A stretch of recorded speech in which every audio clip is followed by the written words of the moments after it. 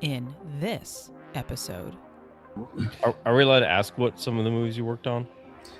Jurassic World, the first one that came out. Okay. Wow. On that one. Terminator, Genesis. I was on that one. Nice. Now, this is behind the camera. Sure. Before that, I got in front of the camera. In fact, I was, y'all are going to laugh, but I was Keanu Reeves stand-in for Bill and Ted. the one movie I didn't want to see his face in. In an obtuse world, Mark and Jefe will combine military, law enforcement, and general FUD knowledge to keep you vertical. Welcome to the Live, Laugh, Larp podcast. Hey everybody, what's going on? Thanks for joining us on another edition of the Live, Laugh, Larp podcast. I greatly appreciate everybody swinging by and checking things out. I'm your host, Mark. Hi, Mark. And we've got Jefe back with us. Back from the dead. Yes. Super excited to be here. It sounds like it. Not as exciting as Chumba Casino. No, I don't know. I saw Joe, not John posted something about how he appreciates that we don't have a casino ad just yet. So I figured throwing a casino ad in there would be. I see. Yeah. So thank you for all the John Wiseman. Yeah, John Wiseman. So like now that everyone has left the podcast, exactly. For the few of you, welcome back. Thanks, guys. Happy to be here. We appreciate everybody swinging by. We see our numbers go up each and every single episode, and it's because of you guys that we continue to come back and do these podcasts and have some awesome guests. We've got a great guest today that we're excited for. But before we get into that, we have to say a huge thank you to the title sponsor, and that is XS Sites. XS Sites. No, it is XS Sites. They are your sighting solutions for your Glocks, your Walther PDPs, because I know that's going to trigger Jefe. It's pulled a PDP off of somebody the other day. That was pretty funny. AR-15s, AKs, shotguns. I mean, if you need a set of iron sights, XS Sights probably has an option for you. Swing on by, check them out. 20% off at checkout using the code LARP. That's LARP. Use it. Or save lose some it. money. I mean, or lose it. Yeah. I don't know if they're going to re-up after this year. If they do, that's going to be awesome. But you've got it until the end of the year. Use the code LARP. With that being said, we're going to go ahead and jump right on into this and introduce our guests. This is LeverBoyLuke. What's going on, man? Hey, guys. Thank you for having me. It's nice to be here. I think that this is going to be quite possibly a very timely podcast because some of the content that you do on your channel is kind of exploding right now. We're going to talk about that in this episode. But before we do, who are you? What do you do? There you go. Okay. So my name is Luke, and I've been on YouTube in general for probably 18 years. You'll never know that by looking at my channel, because my channel that all the firearm content goes on is only 3 years old. Well, the channel I come from, where I started the YouTube journey on, was about 15 years ago, and I left that channel and brought all of my gear and videos to this new channel. Right on. There is a reason, but the old channel was my background is filmmaking basically, and I had a real big goal to do a series known as Red Hood. It's comic book based. Yes. Red Hood was the second Robin of Batman. Mm-hmm. I created a series called Red Hood Retcon, and I came out with 2 episodes. One of them went over 1 million views. The other one probably like 500,000, but I did that. That was a lot of work. I got that done. Most of the people on my channel was there for that. After that was over, Red Hood, if you don't know, uses guns. Well, after that was over with, I got into guns. I couldn't keep making Red Hood things, so I decided to just jump ship and go to a completely new niche. And that niche was firearms. Absolutely. So fast forward a couple years. I'm sorry, I'm almost done with the story. It's just a long one. Yeah. Try to sum it up here. Fast forward a couple years. I've been making firearm content on that channel. a couple more than a couple years. But yeah, my channel got hacked by somebody one day, and I lost it for about a week. And I was able to go through all the YouTube skips and motions to get it back. But after I got it back, I felt my entire channel was compromised. And because I started the channel with a completely different niche, I decided to just go create a new channel with one primary topic, which was firearms. So I brought all my videos from the old channel and opened up LeverBoy. So that's the channel I've been posting on since. And I probably made 150 to 200 videos on the old channel. But since I've come to the new channel, I've probably uploaded another 150 since 3 years ago. Yeah. And are you doing this kind of full time? Is this just kind of a side project for your day job, your alter ego, or how's that work out?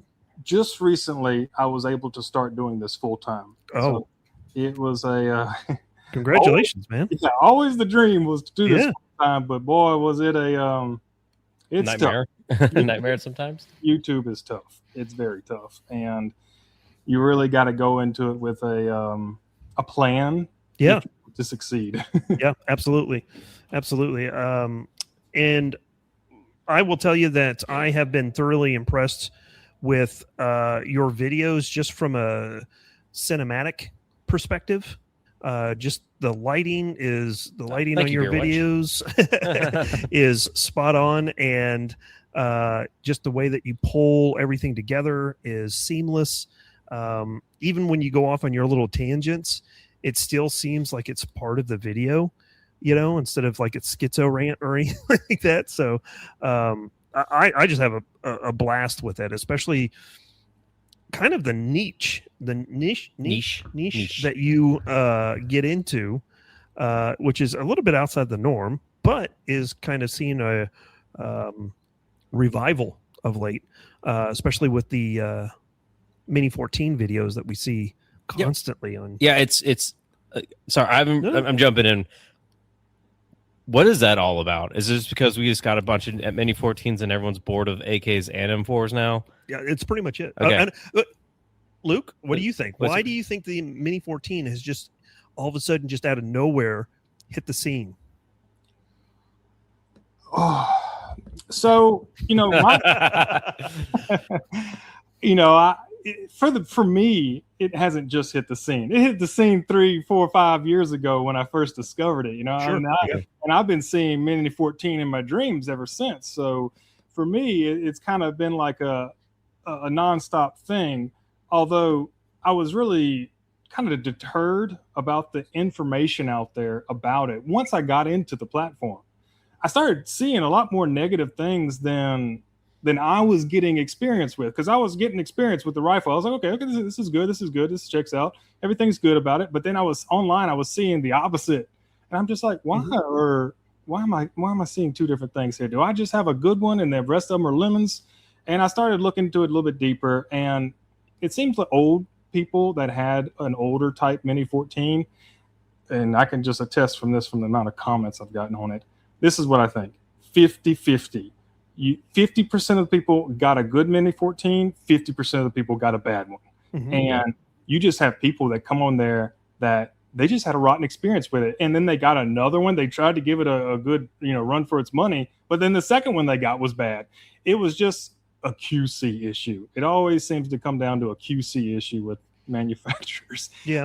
And Ruger, for some reason, had one with the Mini.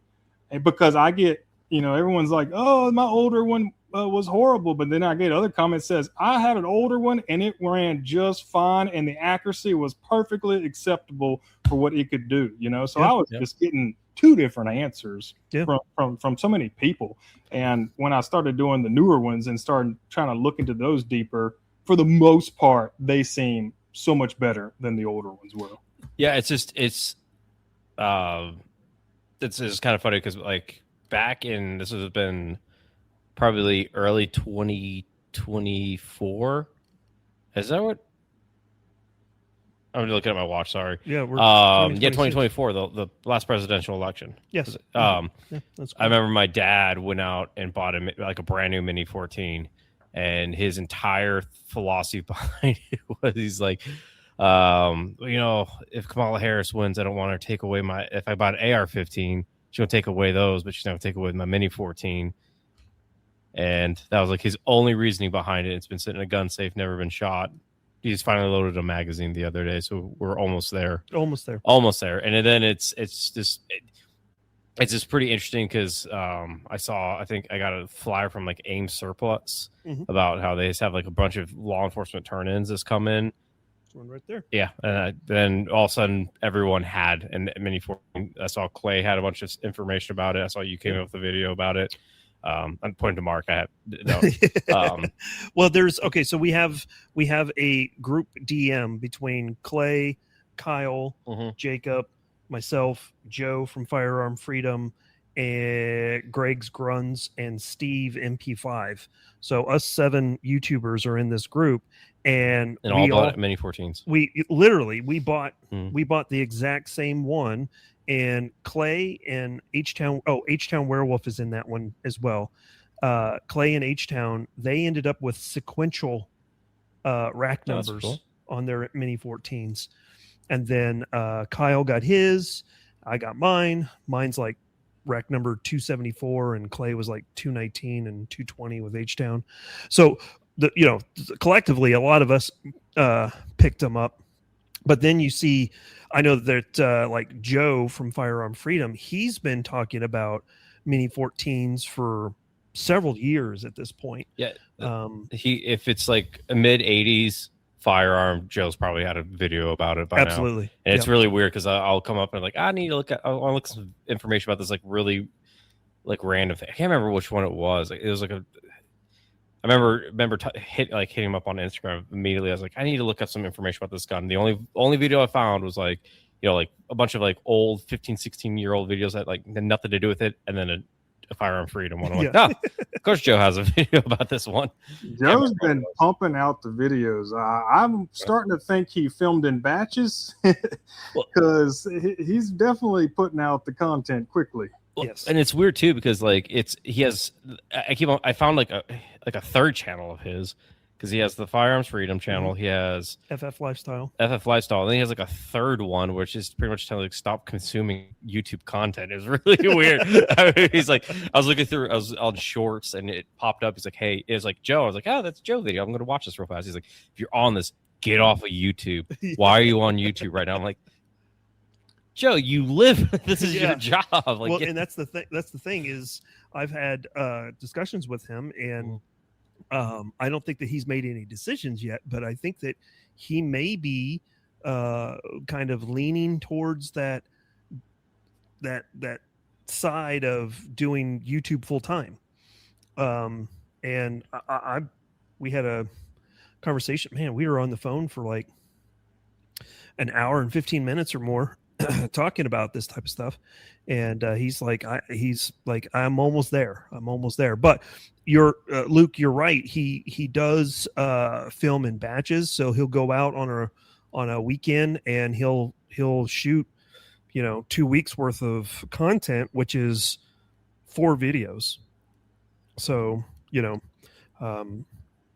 needs to use that momentum. Like he's definitely got it right now, and I definitely wouldn't pull away from it because you only just need to push for so long, and then YouTube, it just accepts you completely. Okay, come over to the land of the full-time people. Yeah, so for sure. He's pretty close. Yeah, he is. He's real close, and I've been watching his analytics, and this 2 week, this two video a week schedule that he's got. Man, he's a machine. He is a machine, and he's up at like 4 a.m. every day. But we're not here to talk about Joe's channel. We're here to talk about Luke's channel. So I'm going to apologize, Luke. I'm still kind of on a tech hiatus on my life right now. So talk to us a little bit about your channel. What I know you talked about doing the Red Hood, the Red Mask. Yeah, Red Hood. Red Hood. I got it right the first time. Red Hood. Huh? Red Hood. Hood. Like a hood rat. Yes. Hood red.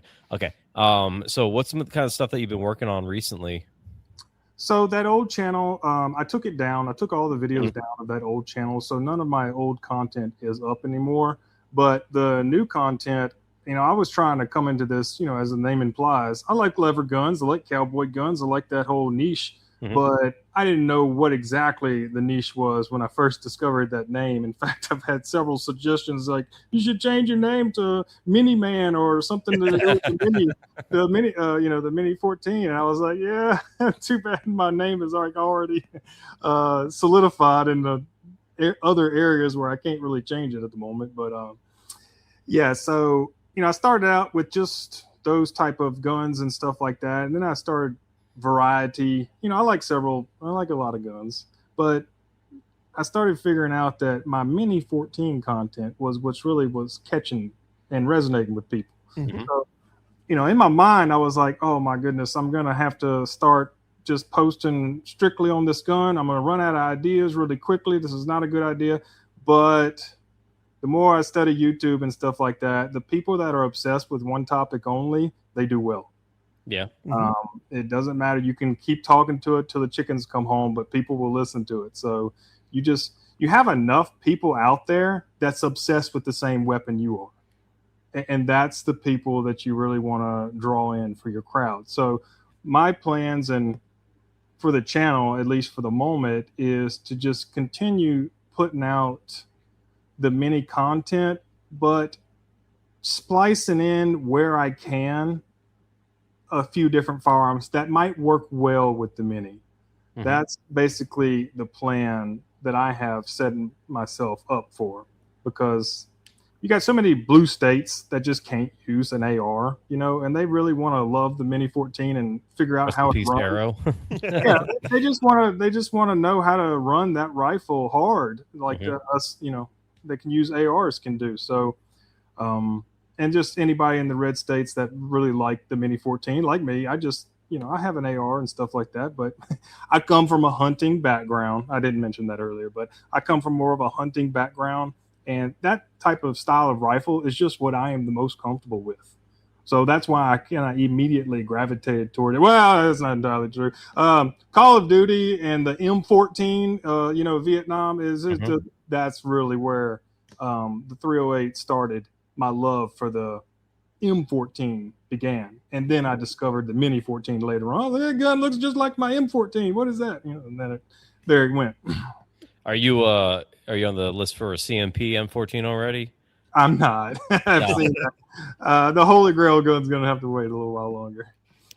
I mean, they're I don't know what they're asking for those guns these days. I don't either. Well, I mean, just like a Springfield M1A, you're talking 12, 14 for them, depending on which model you're looking. Like if you start getting into like the 16-inch SOCOM. Yeah, that one I've heard nothing but great things about, and I say that very sarcastically. Those start getting into the the upper teens as far as that. But I would imagine, based off of what I've seen on the 1911s, the M1 Garands or Garans, I'm guessing CMP is probably going to ask somewhere around 1,400 or more, depending on how many they have. If they don't have very many, that price is going to be up pretty high. Yeah. So yeah, but I've got an M1A. Yeah. Yep. Never shot. Still new in the box. Still brand new in the box. It's your dad's. Yep. That's like the story of your dad's. Like, I got this brand new gun in a box from like 40 years ago. That's like, I saw that coming out, and they are also I'm going to call it right now. The next like YouTube fanatics is going to be the 19 Winchester 1987 shotguns, the trench guns that they're coming out with too. CMP is going to have some of those as well. Oh, are they? Mm-hmm. Oh, I saw that those trench guns and M1As is going to be like the new hotness coming out of the CMP. I absolutely love the trench gun. My dad's got one actually. It's a 12 gauge. Yeah. Mm-hmm. Yeah, the thing will bite your thumb if you don't position your thumb in the correct spot. Well, and speaking of shotguns, I mean, your most recent video about your dinosaur Jurassic Park loadout was actually A. That's crazy. It's like the second. Okay, sorry. I was going to say it's extremely entertaining. But B, you talk about shotguns pretty extensively in that video. That's all. And I do, like, if I had a next favorite, it would be the shotgun. One of my older shotgun videos. It's another running through the wood. I don't know if y'all seen the Mini 14 running through the woods. But yeah. I did a similar shotgun one with it, and it was, a lot of people liked that one. So if it was another one to pair with the Mini 14, it would be that 590. It's just funny because like literally I got on my computer this afternoon to look at some Instagram content, and there was a picture of Grantham with what's the 12 gauge semi-autos that are like really, really fucking expensive. The Beretta one? No, it was in John Wick. Like the magazine fed ones. Oh.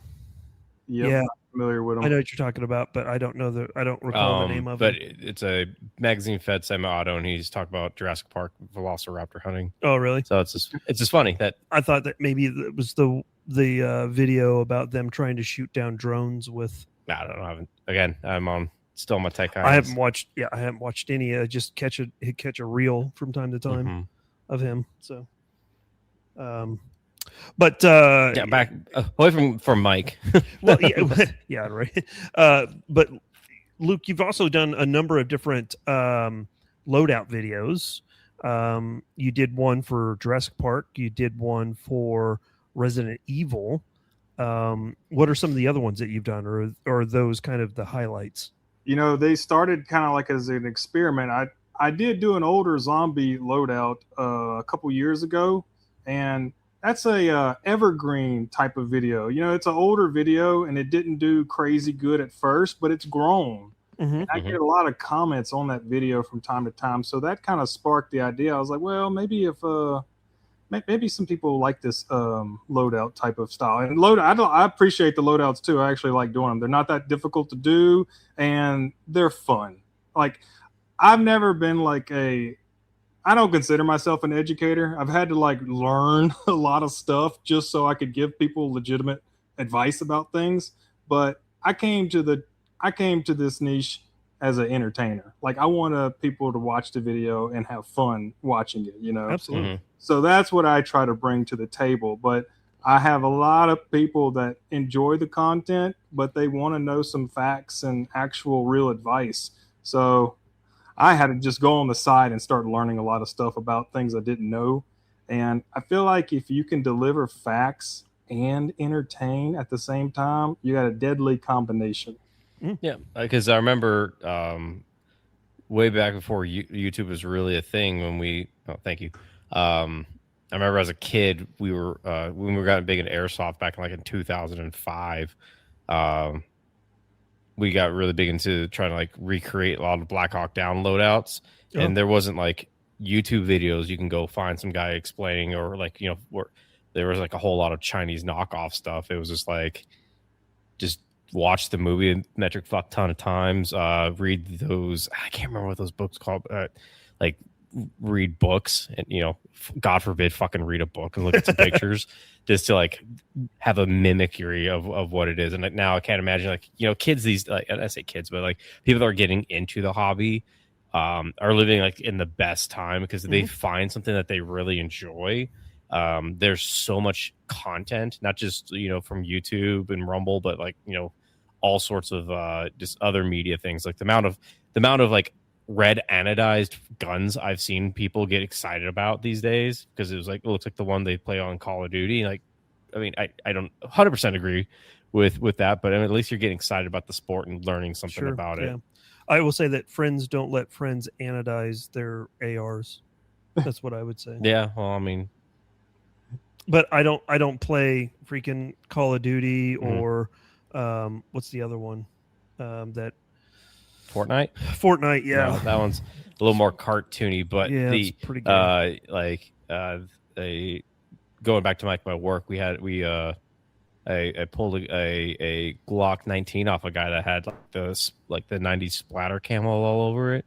Really? Yeah, and when I was talking to him about it, he was just like, yeah, it kind of looks like the one I play with Call of Duty all the time. I really enjoyed it.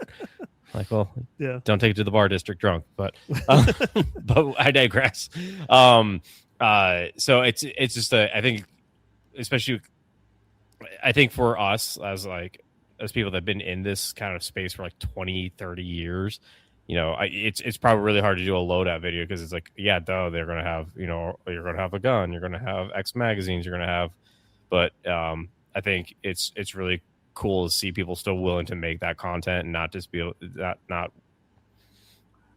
just get lost in their own farts.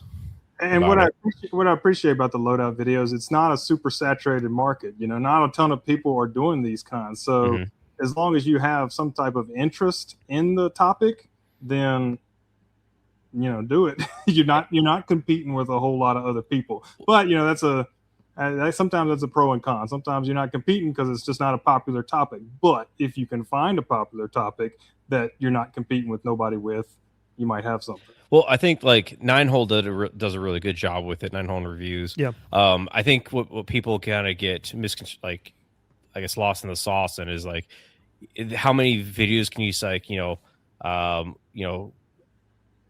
Delta CAG breacher loadout, and it's this guy talks about his like $30,000 setup about how when he was on the teams, he was a S4 deployed forward supporting a SF team. This is what a breacher he saw one time wear, so I spent $30,000 to recreate it.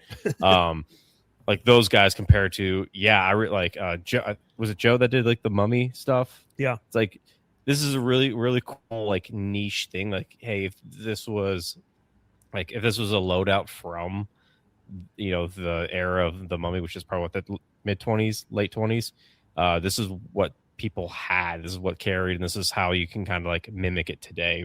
Yep. Kind of LARP it today instead of the amount of Spiritus videos. It's like, hey, here's a assaulter, this is what an assaulter wears. Like, cool, he has a gun and magazines. Yep. Next. Well, it's interesting too because my buddy Safe Queen Gary, he and I have been diving really deep into the Heat bank robbery loadout Suit and the thing that you would think that people make that you would think that, but I'll bet here's a question. Here's a question for you. There's no sling on the rifles. How do they keep the rifles underneath their coats as they're walking in and walking out? They're hanging it on their suspenders. I don't know. There's a bungee cord. Mm-hmm. There's a bungee cord that goes over their non-firing shoulder, and then it is clipped in to one of those like the dog collar clips that has been zip tied to the buttstock. Okay. We've had to dive.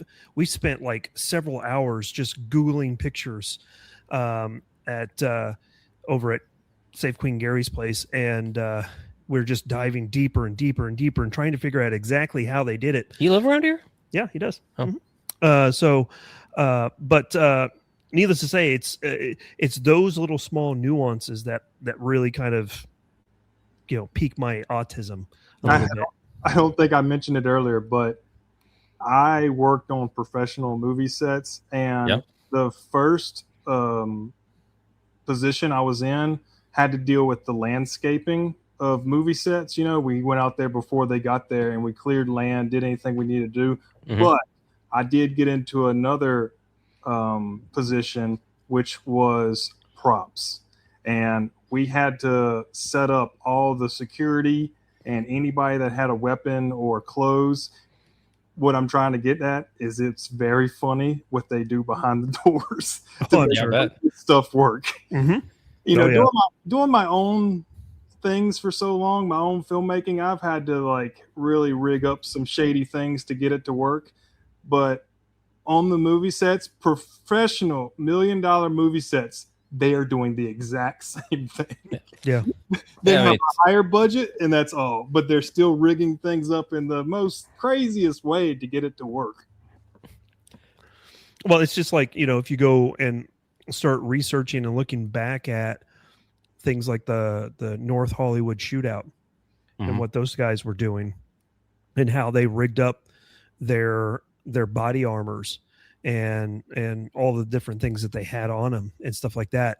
I mean, obviously completely different situation and real life, but at the same time, still kind of the same thing. They're just kind of making it up as they go. You know? I mean, it's like how like the advent of like a light on a rifle was. We're just going to tape this D-cell mag light on this rifle and hope for the best. And to the point now, it's like, if I don't have it, you know, torqued down to spec with on my M-lock rails, I'm going to be killed in the streets. To their credit, they did try to do everything real legit as much as possible, you know. Of course. Oh, yeah. You'd never know that they went through this much trouble just to do this.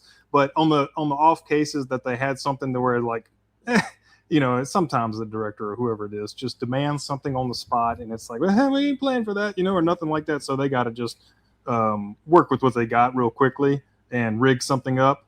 But it was a very interesting experience to see what they do behind the camera.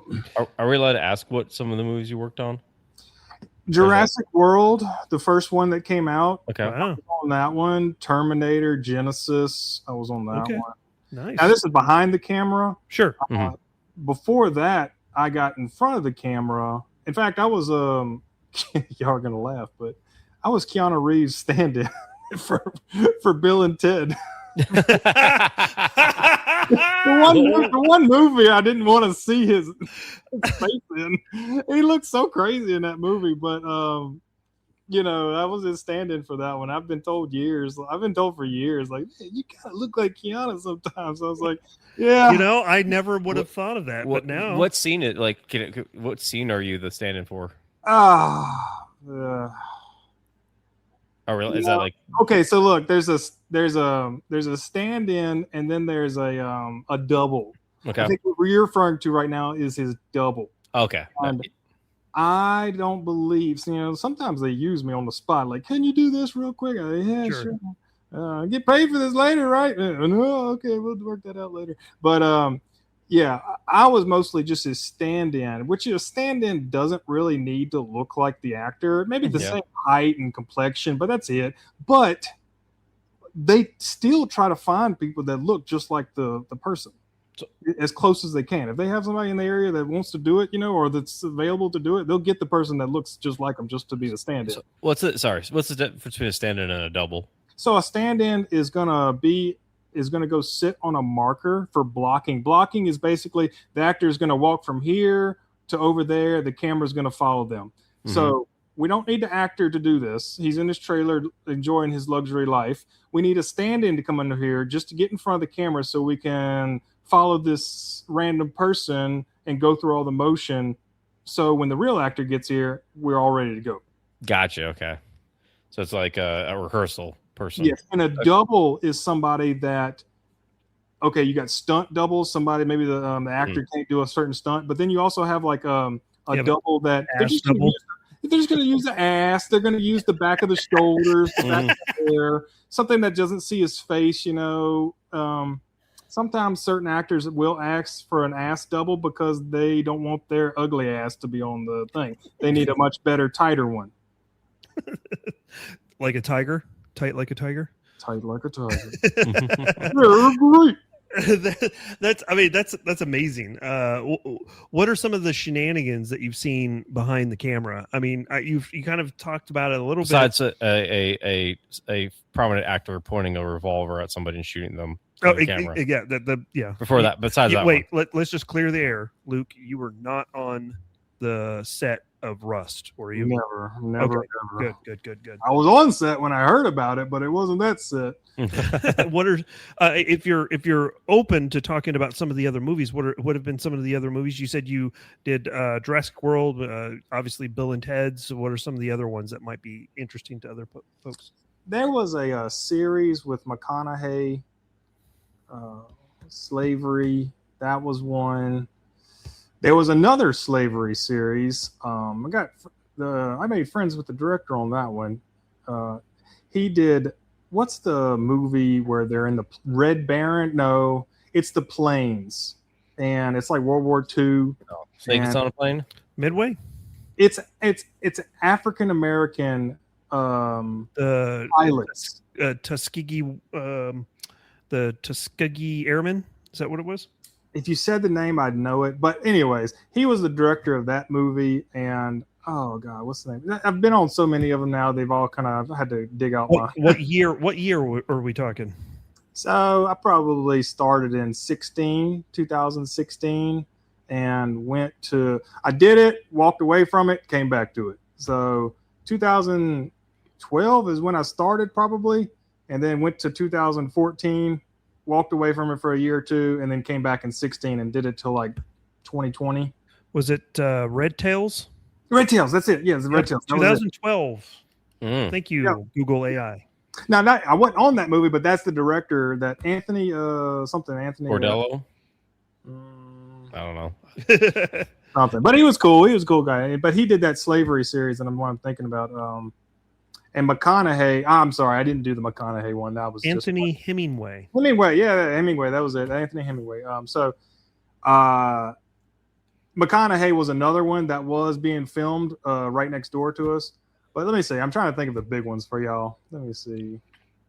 Hugh Jackman finally got to see his 6'8" self. He's funny. Like, Hugh is funny. He's not. He looks so serious as Wolverine and everything, but he's joking and cutting up the whole time. He's 6'8". No, he's like 6'3" or something like that. But he is tall. He is tall though, and which is hilarious because Wolverine is like 5'2". Right. It would look so. I mean, I like how they did it in Wolverine and Deadpool, the newest one. They showed a comic accurate of. Yes, they did. Kevin Hart size or something. He's too small. It looks ridiculous. I'm so glad they didn't go that route. That's hilarious. Yeah, but there's been a few, and nothing too crazy ever happened. You did have some people that, like, when we were doing some kind of technical scene that had just wire stunts or something like that.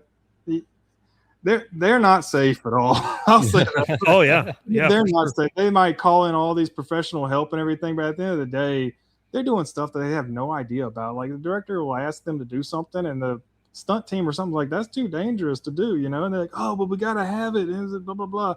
And it's like, you don't know what you're asking right now. Mm-hmm. But a lot of those people, they just, they're movie people and stuff like that, and they have no like connection with real life type things, so they kind of ask for the. Wait, hold on a second. Are you saying that people from Hollywood no real connection with what normal people have to deal with? And they diddle kids?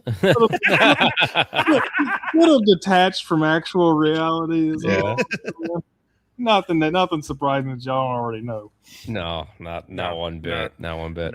No. Especially, I kept my mouth shut. I had to. Like, yeah. Okay. I'm hearing this stuff, and I'm like, just walk away, Luke. Walk away. That's what I had to do. That's a common term on the set, by the way. If you're needed, you jump on real quick, and then you say, "Okay, that's it." And walking away, away.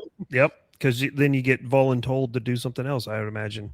You should act like a robot. Don't bring emotion into this thing at all. Mm-hmm. Yeah. You're probably going to get yelled at and just say, yes, sir. Okay. Goodbye.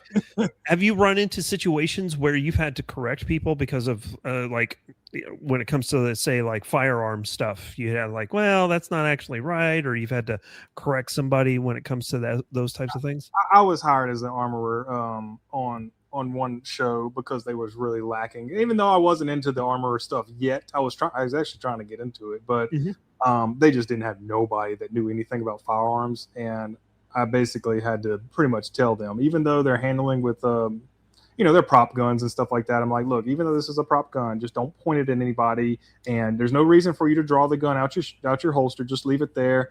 Most of the actors were pretty good. They were pretty, oh yeah, I'm not even going to draw it out. You got to go up to them and just put it in there for them and everything, and they don't even touch it, And when they did take it out or do anything like that, we was always safe with it, because what they do is they load it up with sparks, and it's basically like it shoots out. It's gas, it's a prop gun. It's going to make it look like it's not all CGI'd like they do now. I can't stand that. I like actual prop guns that use blanks and stuff. But what's funny is you'll have somebody shoot a few times, and, to see the spark on the ricochet, sometimes you have another guy that's off to the side with a paintball gun shooting that same spot, and it's specialized paintballs that cause a little spark. And so just seeing the gun stuff and how they have to do it was pretty interesting. For sure. Can you tell the difference between like a prop gun and CGI these days? I can tell a difference between, so what they'll do is they'll use a real gun, but they'll CGI the slide coming back on the gun. Mm-hmm. Really? So the gun doesn't ever actually shoot. It's just always stationary. And what's really annoying is our actors are not competent enough to even simulate the recoil. That's why I like blanks so much, because you see the recoil. Heat, that was all legit props, like blank guns that they were using. So you got the real, and the director, I done looked into it, the director used actual sound effects from the blanks going off on set. And I know y'all have seen it a million times, and I saw the movie for the first time ever, but Tom Cruise, yo homie, is that my briefcase? Oh yeah, freaking Collateral, man. Collateral. So right when I seen that scene, I said, whoa, something crazy just happened right here. And that was kind of before I got into handguns and everything, and I wasn't really into guns, but I was into movies, hardcore. So I was like, this scene is big. So I started breaking it down and started really looking at it. Well, the guy used the Collateral sound effects in that, they're in like this tight concreted area. Yeah, alleyway. Yeah, the alleyway. And when you hear that actual echo go off, man, that just, this sounds real. This feels real. Oh, yeah. And the technique he used and everything. Oh, yeah. And the thing that I love about Tom Cruise, aside from all of his downfalls, is the fact that he commits to that movie. Correct. So I don't break character until the DVD commentary. That's right, man. He is the Robert Downey Jr. of freaking Tropic Kirk Lazarus. Y'all jogged my memory just now. I don't know why I just missed it, but I was in Jack Reacher 2. So he was there, and I was the stand-in for the colonel that talks to, he kind of goes and you see this guy. I never forgot his name. I talked to him a little bit, but that colonel guy that Jack Reacher goes and talks to at his desk, and I think he's in the movie for a little bit, but I was his stand-in. But Tom Cruise was 5 feet from me, sitting down, and if he's not working, yeah. And so just a side note, I saw Tom, and we've always been told he's short, but I'm 6'1", and I'm right there next to him. I'm like, he's not as short as everybody says. No. But look, he's 5'6 3/4. And how do I know that? Because I'm 5'6 3/4. well, look. Okay, that's his actual height. But in the moment when I seen him, he looked taller. And it's only later on that somebody told me, he goes, well, he wears platforms all the time in the movies. So he looks taller. And that's what had happened. I was like, he wasn't as short as I was thinking because he had his shoes on that was platformers. So that's why I was like, okay. That's what I was thinking. He's like, he's not as short as I was, always believing. But that was in another movie I was in. And look, his work ethic is very hardcore. Oh, yeah. I liked his stuff. He was like, usually the actors, most of them are princesses. They start crying about any little thing. And not Tom. Tom is like, he was telling everybody on set what to do. He was basically doing the director and the DP's job by giving people orders and stuff like that. But he's very efficient. That's what I liked about him. He's very efficient. Like, movie days are 14-hour days, 16-hour days, but boy, he had this stuff wrapped up quick. And he's also a monster. Like, I saw someone do a breakdown of the scene from, I think it's Ghost Protocol, the Mission Impossible, where he like climbs up that pole. Yeah. Like, the amount of like just raw strength you have to have just to like shimmy up a pole that way, like the most inefficient way possible. And he actually did that like several times on set just to like get the shot done perfectly. Well, the big plane that he gets strapped to. That's fair, yeah. Man, that's the crazy C-17. Yeah, and that was what, the third one? Third or fourth one? Because they're on like number 8 now, aren't they? Well, it's done now, but allegedly. Well, I mean, we were all told that no, I'm blanking out on the name. James Reese is done, and then it's like, just kidding, we're coming out with a new James Reese Are they really? Yeah. Like I said the same thing about Wolverine, and then Ryan they're coming out with another. Chris Carr's coming out with another. Okay. Reese book. But he's dead. No, he's not. Okay, whatever. Did you read the last book? Yes, I did. Did you not see it was like the No Time to Die ending, but then there's like an entire chapter about this random American staying in South Africa and a very before he died. Yeah. Okay. Anyway, the whole point that I was getting at is I don't care what anybody says. Tom Cruise is my absolute favorite actor. I think that he is probably quite possibly one of the most underrated actors of our lifetime because he commits to the bit. He does all of his own stunts.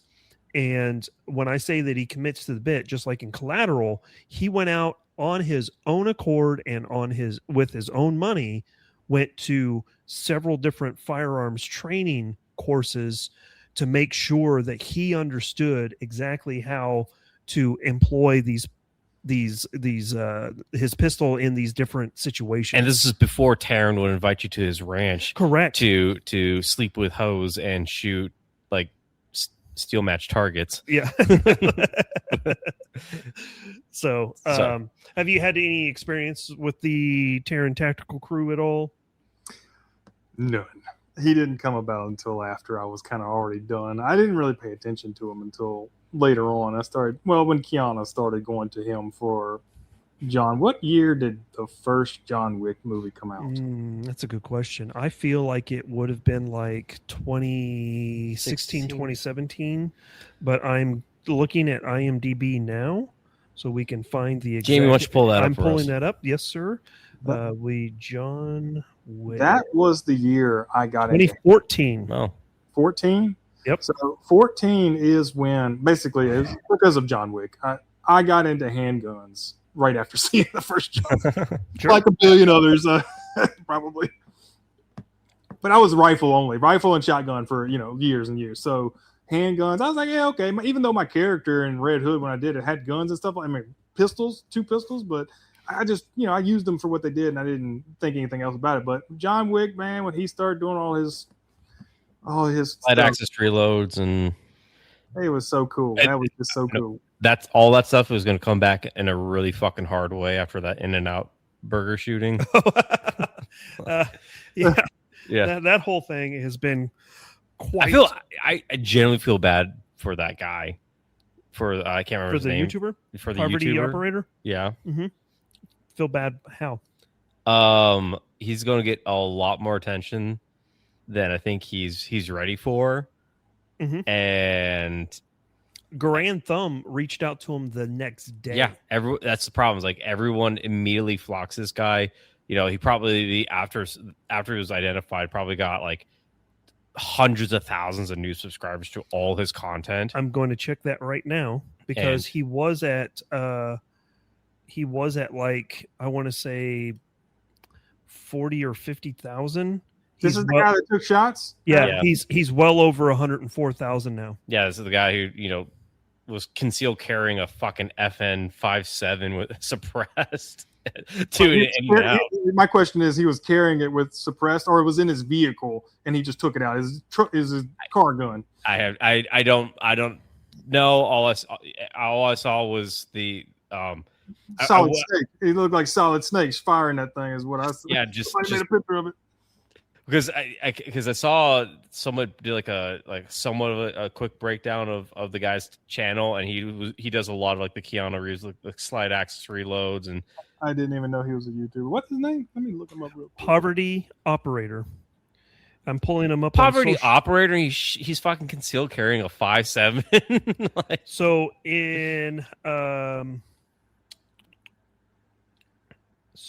the past week, so starting on August 1st, he gained 10 followers. Mm-hmm.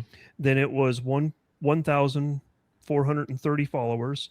Then it was 54,000 followers. Then 14,000, 11,000, 7,000, 5.7,000, and then another 2, 2, 1. So he has gained 42,240 subscribers in the last week. I think the last 10 days. I think the hard thing like this guy's going to run into is the, again, the best way I can describe it. It's that 22 guy that Grantham brought on to shoot, like said one minor thing and got a whole cult following, was, brought out there to do all this stuff. And it's just like, was not ready for that level of notoriety. I feel like, and Luke, I have hats off to you and Mark and anybody else that's in this game. Like,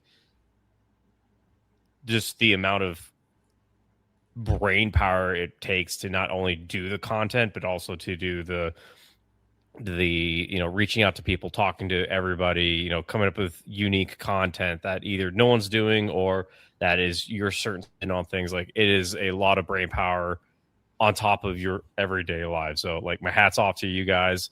And I just could not imagine somebody that was doing some, I don't know, mid-tier content and is now the lead firearms expert for mass shootings, shooting a 5.7 suppressed concealed carry, and everyone's going to ask him a trillion questions, and this guy's either going to say, I don't know, hopefully, or he's going to shoot from the hip and give people a lot of bad advice. Yeah, and the thing that I'm most interested in with him is two things. Number one is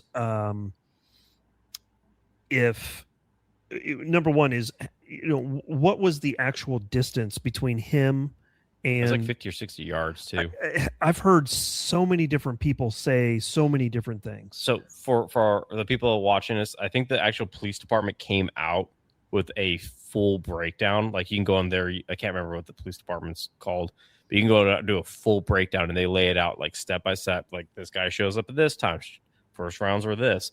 This is when they first, like, because he this poverty operator was not the only guy that shot at him. There was another civilian. Two others. There's like two other people that shot him. And then there's like a third person that had a conversation with him like mid shooting. Well, there was another lady who was trying to run away from the shooting, basically bumped into the shooter, fell down, saw his pistol, picked up his pistol because he started with a pistol, then switched to this rifle. She ended up picking up his pistol, saw that it was jammed, threw it down, and then ran away. I'm just like, what? Yeah. It's just, you're right. There is a lot of stuff going on with that, but I would like to know exactly what the distance was. And then I would love to hear his perspective on, okay, you've now been in a situation where it was like, oh no, it's a two-way range. Are you going to keep the 5.7? Are you going to continue to run it? Are you going to continue to run it with iron sights? Are you going to continue to run it suppressed? Are you going to put a red dot on it? Are you going to do anything to change what you've gone through now moving forward? That's what I'm most interested in finding out. I don't care that he did or did not hit the target or whatever. That's not that big of a deal, because I understand the holistic aspect of it. That, okay, he fired, from what I could see, 3, maybe 4 rounds. He didn't get shots on target, and then he had to like dive into the bushes. I mean, I've been in. What's that? Shoot some direction and know that return fire is about to happen.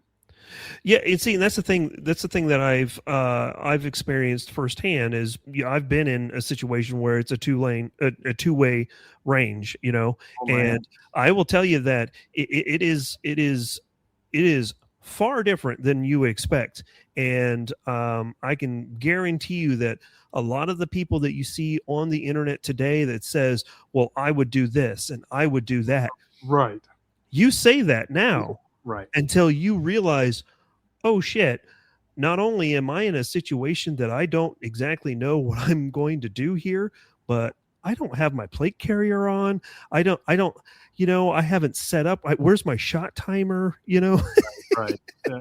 I have said something similar for years about the bear defense people that would say, oh, I would just do this. I promise you, there's no training on this earth that'll get you ready for a grizzly bear charging at you. Okay. I mean, you can train, and look, it is good to train, like try to get your heart rate up and put yourself in some stressful situations. The competition, I used to kind of sneer at the competition stuff, but it gets your heart rate up. You're the people are looking at you, your heart rate's up, you're in a tense situation. Might not be the same level as a grizzly bear charging at you or another person taking shots at you, but you're simulating close enough type of scenario. The best thing you can do. That's the best thing you can do for it. So, but yeah. Yes. And that's why I understand that it's an AK centric competition, but Kalashnikon for the last 10 years has been one of the competitions that I've absolutely loved doing, because it's not like tactical games or anything like that, but it does force you to do something very physical, whether it be running or tossing a 50-pound kettlebell or, moving, a dummy from one position to another. That does, in fact, get your heart rate up more and above than what just a standard USPSA style competition does or anything like that. Plus, they've also put in stages in the past where you don't get to see the stage. They'll tell you you got 10 pistol targets, you've got 5 rifle targets here, you got 5 rifle targets over there. Go.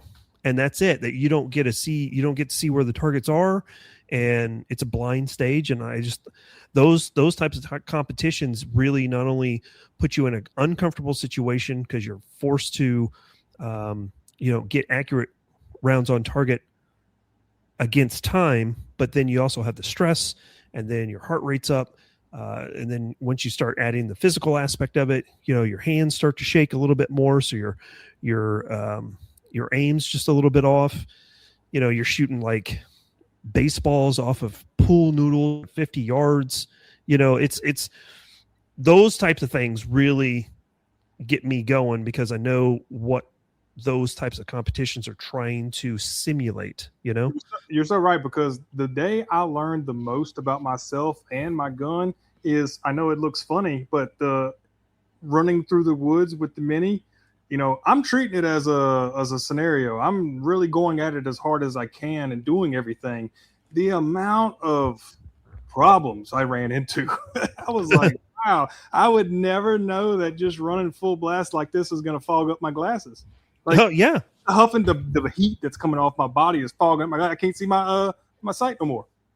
Absolutely. And that's something that that was a big experience for me this year. I mean, I don't know about where you're located in the US or whatever, but here in the free state of Kansas, it's been extremely humid. We've had a lot of rain, and not only Kalashnikon, which is in Missouri, which is even more humid, but even down in Texas, when I went to Kalash Bash, understanding what you can get away with your gear, as something as simple as just your safety goggles, your glasses, your safety glasses. You get down to like Houston area where it's 100% humidity almost all the time, and it's like 80 degrees. So the heat index is pushing 100. You put your glasses on and they start fogging up. Instant. Yeah. What do you do? Yeah.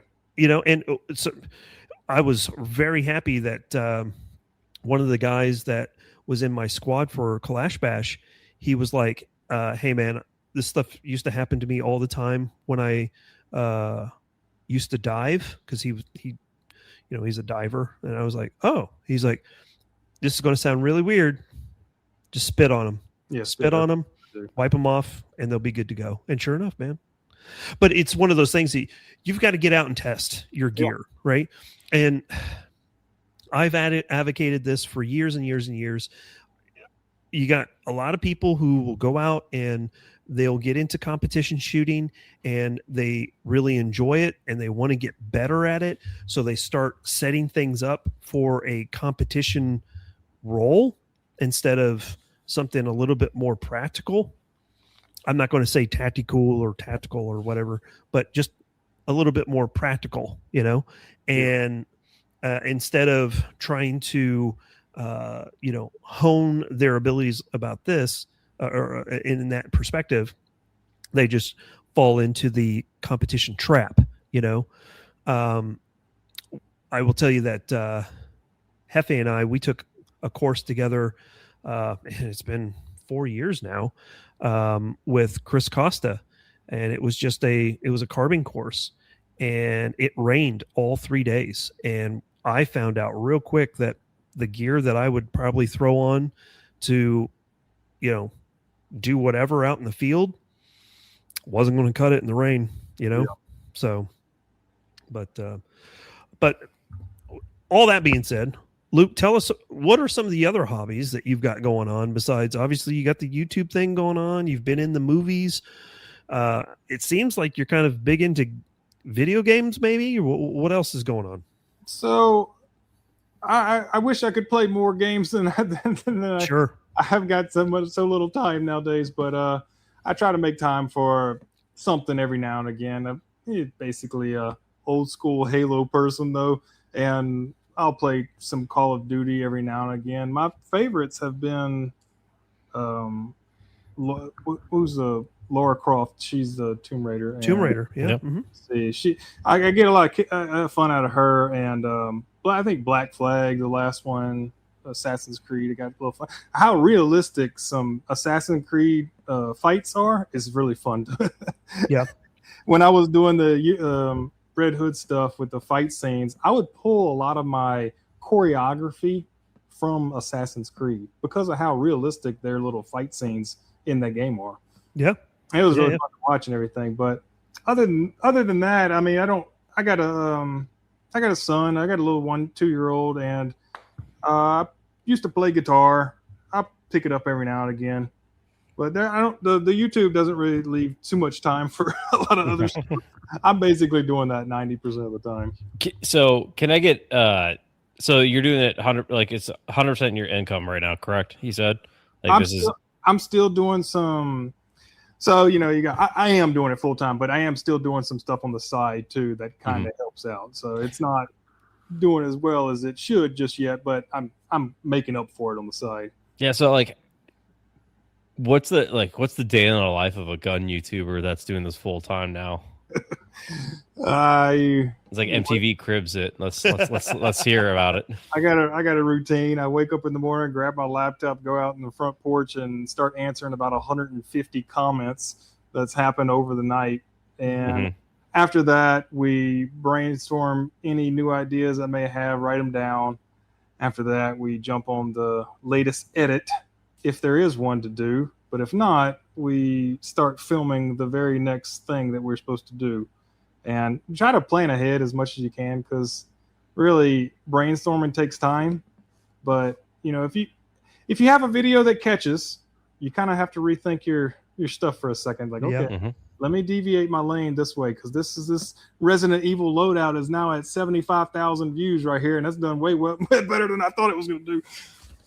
So yeah.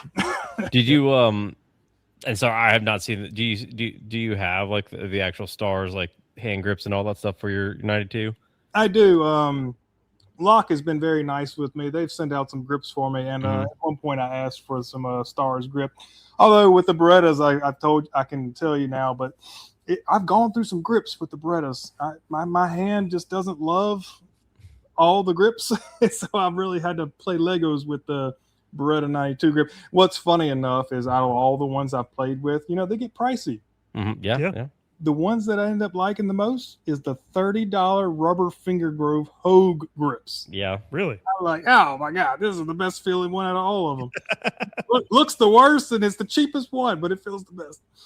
That's awesome. And with the newer 92 version, so like the 92X Vertex. Yeah, I like the stock grips. I think they have enough texture for me, and they're thinner. Do you like the straight, or do you like the one that simulates the old 92 with the little wraparound? No, the straight ones. The straight ones. Okay, so when I first, because I got the 92X as well, when I first got it, I thought I liked the wraparound one that simulated the old 92. But I played around with the straight ones. I agree. The straight ones are better. Yeah. Now, look, I will say I do like that texture as well, like you're saying right now. But I went and shot it. I went and shot a few magazines. Maybe my hands are more girly than yours, but it started kind of rubbing my hands raw, and I was like, "Oh, it will, yeah." I was like, wow, this is more sandpaper than I thought it was. So there's definitely a joke about straight and wraparound grips, like the reach around grips. Those are the best. The reach around grips are my favorite. Those are my favorite. I'm gonna say that the straight ones hurt my hand less because giving reach arounds is pretty hard.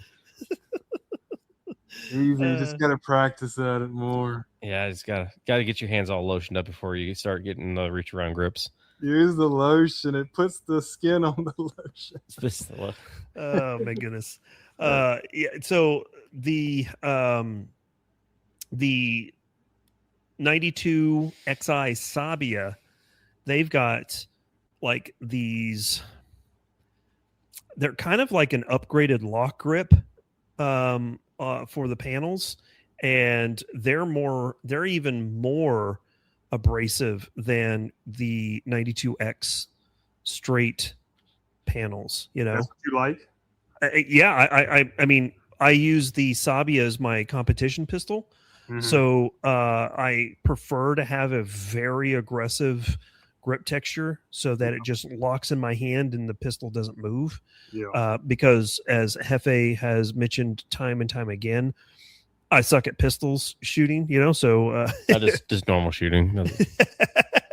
So yeah, it's something that I've actually come to enjoy, you know, so, or at least look for. Yeah, grip is really important, and I think texture, locking your hand in there as securely as it can be, it helps tame. I've always said with the recoil, everybody's so concerned with recoil and flip, but if you have good hand integration into the pistol and there's a good texture there, you can control the recoil really well. Yeah. Like my little HKP 2000, which is Glock 19 size, I can control the flip of that gun better than I can control the Beretta 92, even though it's a plastic gun compared to a metal gun. So my hand just doesn't interface with the 92 like it does with the other pistols that I have. Yeah, that's a good point. You know, building that really good grip is right. I mean, important. I can slice down on it all I want, but it's right there in the webbing with your hand, you know, where the beaver tail meets right there. If that is locked in secure, man, I can really get down on it. But if that doesn't meet up just right, I kind of let it flip a little bit more than it should. Yeah. Well, it's, you know, the true answer is just go to like a more anemic round so that you have zero recoil. Less than the powder, huh? Yeah, yeah. So like for me, I've gone to like a 32 PPK, and it's like I can shoot this like one-handed with no recoil. This is great. Yeah. I'm the best shooter in the world now. I'm telling you, man, freaking that Beretta 81 32 ACP, ridiculous, no recoil whatsoever. Is that the Cheetah? Yeah. Cheetah 81. It's and so then cool. I've got the Cheetah 84, which is the 380 version of it, and you put them side by side, you can't tell the difference. So wow. Yeah, it's until you shoot it, then you'll find the difference. Oh well, yeah, of course. Yes. But even in that the old school Beretta 84 that I have, even though it's a 380, it's still really not that much recoil, not that much more. The fixed barrels on those, like the 6 Makarovs you have over there now. There's 2. They since it's fixed barrel, that's why everyone complains about like the PPK having such, like the 380 having such much stout recoil than like a 9mm, because you don't have the tilt barrel design on it. You're just soaking up all of that that love that the round's giving. Speaking of which, this one here never shot. Allegedly. I mean, I looked at the barrel's brand new. I mean, it doesn't, like, you replace those. Barrels are replaceable. They're replaceable, but you just look at the whole thing. That has killed at least 2 or 3 political dissidents before. Doubt it. The Cheetah seemed like it would conceal well, does it? So it does. It's still pretty girthy. But depending on the holster that you get, it's still. I've only held it once, and it did just barely fit my hand. But I was, svelte. Is that a word? Svelte. It felt very svelte in my hand. I was like, okay, this is nice, and it's, I'm so used to just messing with the standard. Well, I do have a 92X compact, but the compact is just a little bit smaller than your standard 92. You know. Yeah. It is definitely smaller than the 92 for sure. You know, but it's larger than you would expect. Compared to the 365, you know. There's no competition. Yeah, I did a video comparing the 32 ACP versus 380 versus 9mm, and I compared it with the Beretta 81, the Beretta 84, and then the P365 XL. And just moving from the Berettas to the SIG, it was like the difference between grabbing a baseball bat versus a pencil. It seemed like, you know, quality of life improvement. Oh yeah, for sure. But I carry the Beretta 81 on a routine basis, and I don't really have any problems. The last couple of days I've been carrying my East German Makarov, and a Rose Leatherworks holster. Yeah, and clay. Hey, I like it. It looks nice. Yeah. I really like that. So, but it's like I've gotten to a point now where I'm almost like a woman with shoes. It depends on what I'm wearing on the day as to what I'm concealed carrying, you know, where I'm going. So, like if I go to the theater, July 31st was the last time I went to the theater. Went and saw Spider-Man, new Spider-Man movie. Fantastic movie. Every like political commentator that talked about that movie got super upset that spoiler alerts for everybody. I haven't watched it, but I'm already even spoiled that Punisher got mind controlled. Like everyone's super poopy about that. Really? Why? Yeah, because he can't be mind controlled apparently. Well, there's been in the comic books, at least, there has been one person that's attempted it, and they're like, nope, not going to do that. That man is way too messed up. Yeah. So, but we're talking Jean Grey, which is the most powerful telepath in the Marvel universe. So that's a completely different thing. I'm just a messenger, man. I hear what you're saying, but if you watch or listen to Nerdrotic, he is a very harsh critic when it comes to like the Marvel and DC cinematic universes. And he was like, you know, I didn't like about this thing over here, but all in all, really enjoyed it. Well, so the other one was this is the first like Tom Holland Spider-Man movie. Everything else has been a Marvel movie that has Spider-Man in it. Well, the only Tom Holland one that I ever even liked was this last one, not this one that just came out, but the one before it with the Goblin and all the other Spider-Man. Is this one that just came out better than that one? Oh yeah, really? Oh yeah, tons better.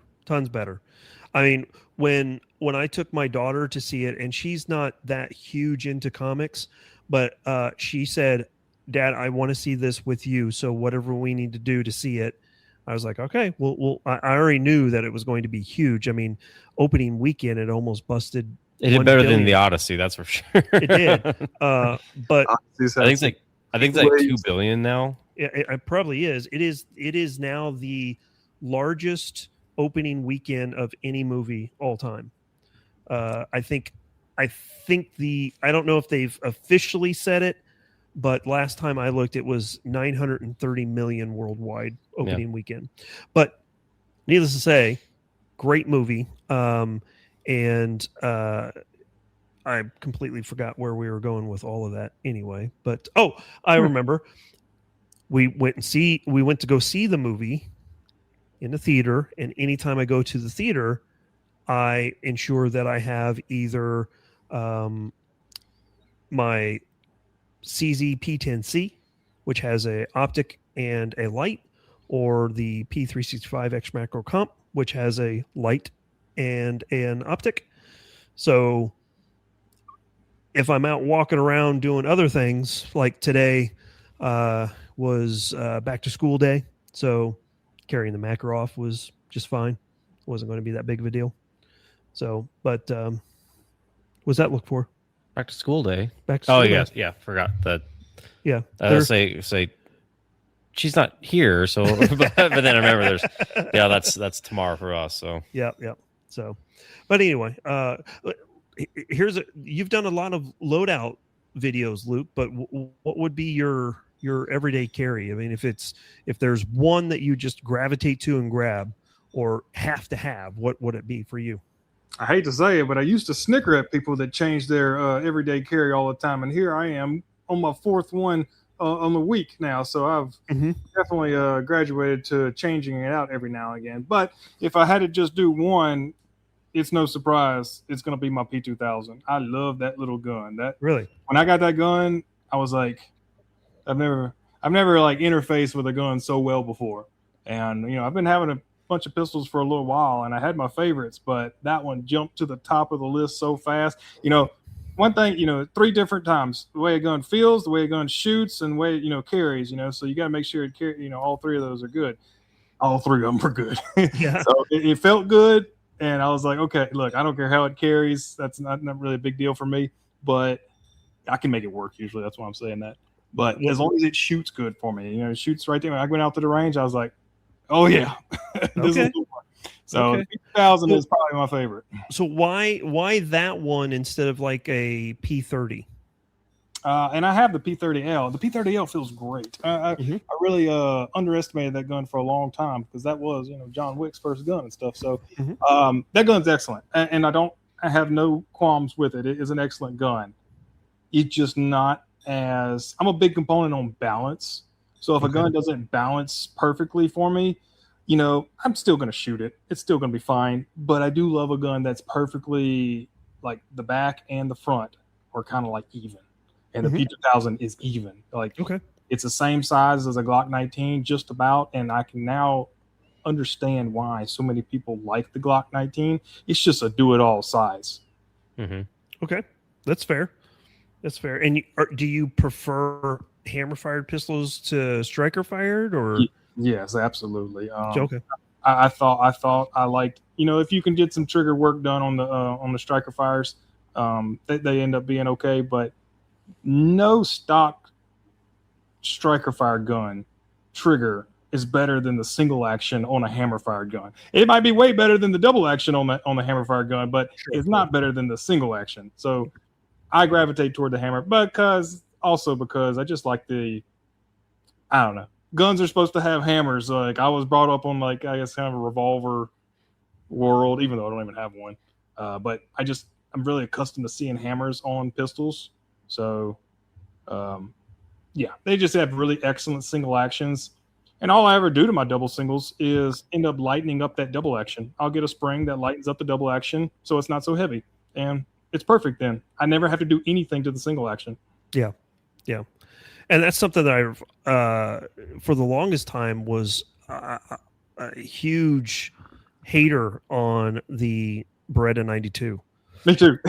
I hate it. I mean, I carried it in the Army, and mine was clapped out and broke most of the time. And I was just like, oh, this pistol's just a piece of junk.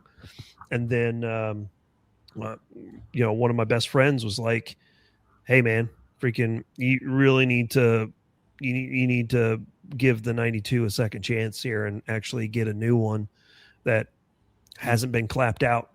And so I did. And I'm like, I mean, besides the way the safety decocker works, it shoots fantastic, They're high quality guns. Like, oh yeah. Out of all the ones I have, I'm still going to say my Beretta 92 FS stainless one is the highest quality gun I own. They're just really well made. I mean, if you get, not a QC issue going on with it, but they're really high quality guns. And I can never get, even though they don't interface with my hand as well as my other ones, I can never bring myself to sell any of them. Yeah. No, I completely understand that. And that's kind of where I'm at is I've had to let some of my Berettas go. And now I'm in that stage where I'm starting to slowly put some money aside to buy those pistols back, cause I'm like, oh, man, why did I let it go? Which one's your favorite? So the one that I'm shooting the most right now is their version of the quote unquote 2011, what they call the 92XI, which is the 9211. And the specific one that's why they call it the 92XI. Exactly. Oh, yeah. Hot dog. Because it's single action only. Single action right? only. And so Mine is the Sabbia, like I mentioned, which is Italian for sand, and it's tan, right? But to be honest with you, I just absolutely love just a standard 92X, which has a little bit of a straighter grip. It has the extended capacity magazines. It's the same type of magazines as the standard M9 15 round magazine, but they've done it. What's that? But it holds 18. Yeah, it holds 18 now. And I've just found that they have tweaked the double and single action triggers just ever so slightly. They've changed the grip angle ever so slightly. The magazine holds a few extra rounds, and it still feels like a standard 92 FS. And man, I just absolutely love it. Feels great. So, yeah. Mm-hmm. And then, like I've mentioned before, they changed the grip panels, and it's a little bit more has a little bit more texture to it. So I like that too. Nice. Yep. Say the only Beretta I own is the only Beretta handgun I own is the 71. That's the one that Benjamin Netanyahu killed a terrorist with on a plane. It's a 22, right? Yeah, the 22 suppressed. That's it's all I do with is kill rabbits in my yard. Well, they probably deserve it. Yeah, those bastards. They still eating your cilantro? Yep, all my veggies and everything like that. And then, so my dad has pretty bad pack rats in his barn. Really? And so he traps them and shoots them, and now they're starting to come to my house. So I trap them and shoot them with that. That too. Right. Rabbit Slayer runs in the family. Yeah, we murder a lot of critters in our yard, and it's really, really bad because my 4-year-old really enjoys rabbits and thinks they're super adorable.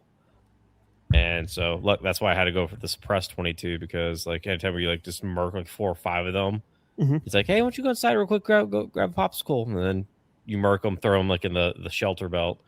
And she comes back out, and she's like, "Where did all the rabbits go?" Like, I don't know. They just I scared them off. They went home. Sorry.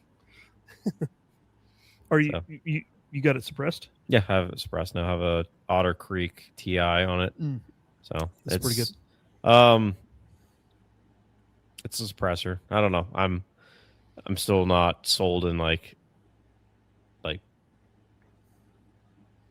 the suppressor to me right now at the end of the day. Like, there's very few differences that I've noticed. Yeah. Because I know our SWAT rifles, we have Hux Works K's on all our rifles, and it's like, yeah, it feels like that about the same as my JK armor that I drilled the holes out of in the day. So yeah. I don't know why we spent $1,300 on these things, but here they are. Yeah. I need to get one. What do y'all recommend? Oh, well, it depends on. First of all, can we just talk about? I'm going to completely derail. Here we go. Since we're talking about suppressors and everything like that, we might be hitting reality soon, where like those aren't even like NFA items. Oh yeah.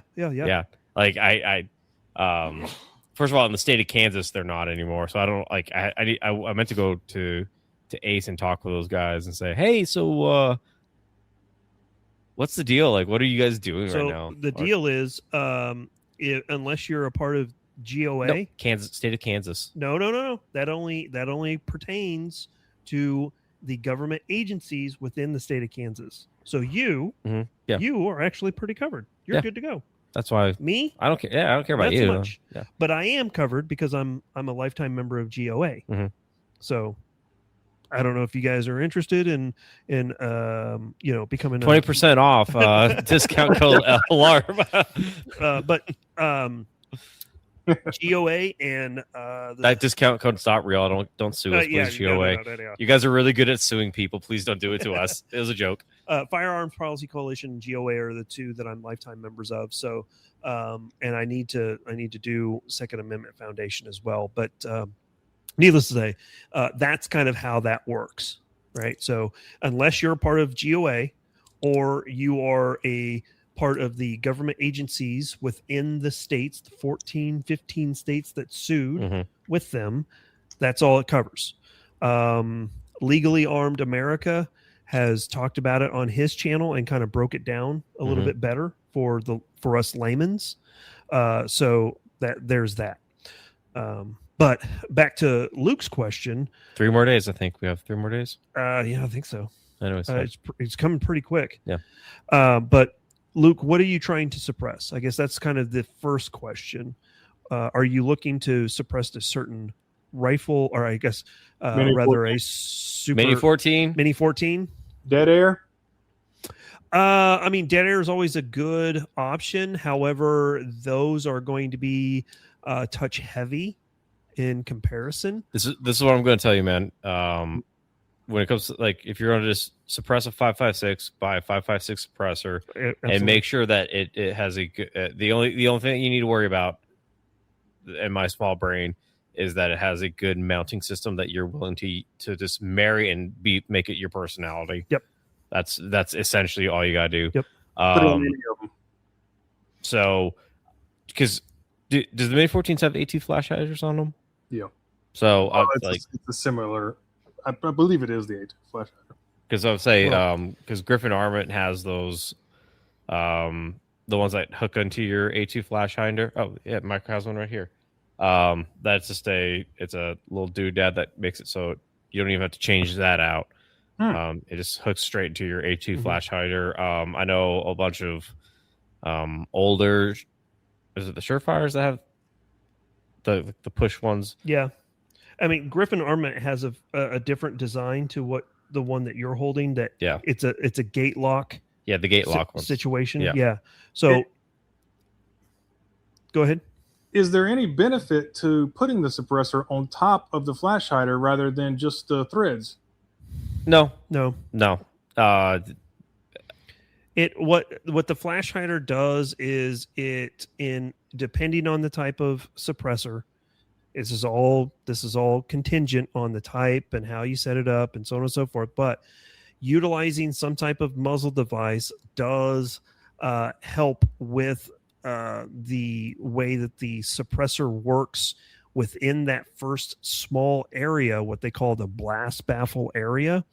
So if you have certain suppressors that are supposed to marry up to certain type of muzzle devices, those suppressors are going to be a little bit more beefed up in that that blast baffle area. Whereas if you have something that is a direct thread, then that blast baffle area is not necessarily as important. So it's kind of a catch-22. What do you do? For me, what I've always done is I've tried to determine a good mounting system for me when it comes to like all of my AKs, plan B. It's just going to be a plan B because I know that I can get a hub mounted attachment that then screws directly onto the muzzle device of my choosing that is plan B compatible. Whereas with my AR-15s, I like to run Griffin Armament suppressors, and they have their dual lock design, which is a screw-on setup, and then once you have it tightened down, you have a little collar that you press up and rotate, and then it locks on, and it's not coming off. And the reasons why I like those types of systems so much better is because you run into problems with things getting carbon locked. You can actually thread a suppressor onto a muzzle doing direct thread, and then next it's carbon locked on. That's not so great. But with like plan B, that's really not an issue because it's tapered, so that carbon can't really build up and lock in. With Griffin Armament and their dual lock system, it's kind of a plan B adjacent style setup, and then it has the additional locking collar. So again, it's right now we are in the golden age of suppressors because the world is your oyster as far as how you want to set it up. Do you want a multi-cal can. Well, you can get a 9mm can now that you can run super and subsonic 5.56 and 300 blackout through. If you don't want to do that, you can get a caliber specific for the rifle that you want to use, or you can get a 46 cal can that will do everything. I mean, again, it's just the world is your oyster. So there's universal cans. Oh yeah. Yep. Mm-hmm. So my very first can was the Dead Air Sandman S, which is a 30 cal multi-cal can. So I could run anything from 300 Win Mag down to 17 H&R. So yeah. So my first thing, go find a 5.56 can. If you're just going to direct thread it, just get a direct thread 5.56 can. I don't know who's exactly making those these days, but most companies will sell you the can, the cap for it. It's a direct thread cap, and then go off for the races, man. Have a blast with it. Yeah, and the next big thing too is once you figure out what you want to set it up for, or what caliber and what rifle you want to set up for, how much money you want to spend. So pros and cons: short can versus long can. Shorter cans are shorter, longer cans are longer. Yeah. That's a big one. I didn't think about that. Yeah. So it's just suppression. The shorter cans aren't going to suppress as good as a longer can, but decibels. Yeah. But it depends on the make and model and what you're shooting out of it. That's the hard thing with it's very similar to like ammo when you talk about with anything with firearms, like what's the best ammo for it? And like it depends on what you're doing, what you want it for. Like there are certain guns that like certain self-defense ammo compared to others, and there's some like it's one of those things you're going to get so lost in the numbers and analytics that you're just going to be decision locked and not make a decision. My best suggestion, just go find a 5.56 can that can just direct thread. I prefer K cans more than like long cans, mainly because I'm already putting a device on a rifle that is already pretty long to begin with. So let's not make it incredibly long. So just get like a. Does a can always shift your point of impact? No, doesn't always. It can for sure. Yeah, but there are some cans now that have been developed specifically so there is no noticeable impact shift. So the hard thing you're going to have with Mini 14s, and I remember like vaguely on this with, I think it was a nothing fancy video that I remember watching like 10, 15 years ago, is like barrel harmonics on like M1As and Mini 14s have always been kind of a weird thing. That's what led to a lot of the accuracy issues people have, like at everything from like those recoil struts that companies were coming out with where you pretty much bolt barrel stabilizer. The barrel stabilizers and everything like that. So you just direct threading a can on, you're probably going to have some peel, like no matter what can you have, just because of the nature of the rifle itself. The wiggle.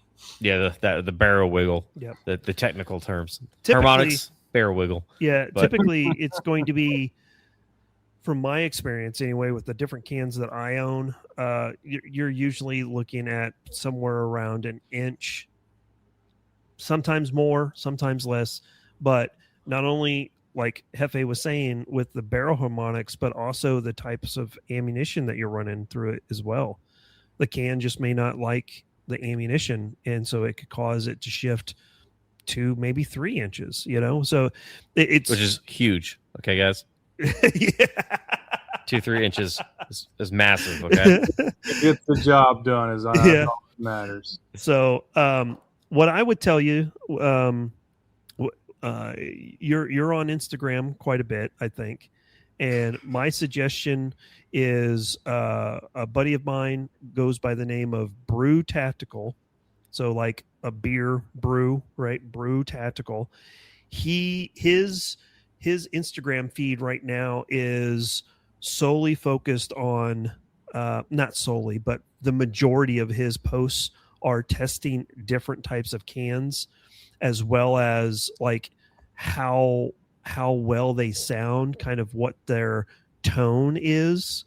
Of course, naturally, he's testing with a AR-15, right? But you can still kind of get the same type of information from what he's trying to do. And he does additional things, is like he'll set up his AR-15 with adjustable gas, and he says, okay, with this can, using this type of ammunition, it takes me X number of clicks open on the adjustable gas setting for it to lock back on the last round.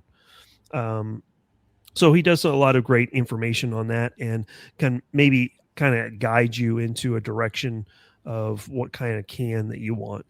I will tell you that the two that really, there's three.